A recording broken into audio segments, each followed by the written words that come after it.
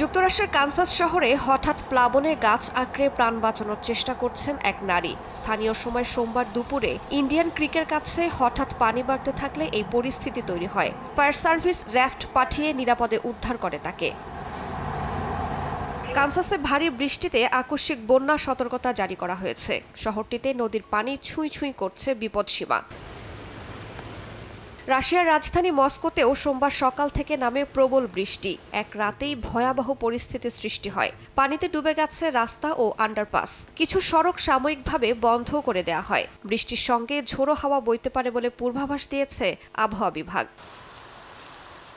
এদিকে ভিয়েতনামের নিনবিন প্রদেশে টাইফুন উইফার আঘাত হানার আশঙ্কায় দুর্যোগ মোকাবেলায় চলছে জোর প্রস্তুতি।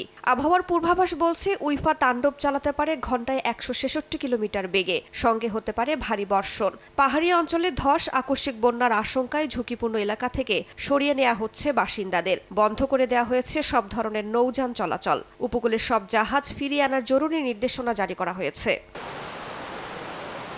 বন্যায় বিপর্যস্ত ফিলিপিন্সের রাজধানী ম্যানিলাও। টানা বর্ষণে হাঁটু থেকে কোমর সমান পানি সড়কে। স্কুল অফিস বন্ধ।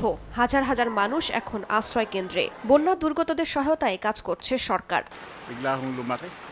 সকালে পানি ওঠা শুরু হয়, দ্বিতীয় তলা পর্যন্ত চলে আসে, পরে আমাদের উদ্ধার করা হয়।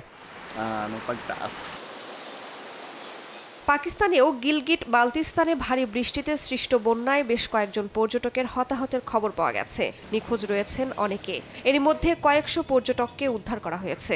দেশটির গণমাধ্যম বলছে বন্যায় মহাসড়ক বন্ধ হয়ে গেছে, টেলিযোগাযোগ বিঘ্নিত এবং বৈদ্যুতিক অবকাঠামো ক্ষতিগ্রস্ত হয়েছে। রাইসা জান্নাত, সময় সংবাদ।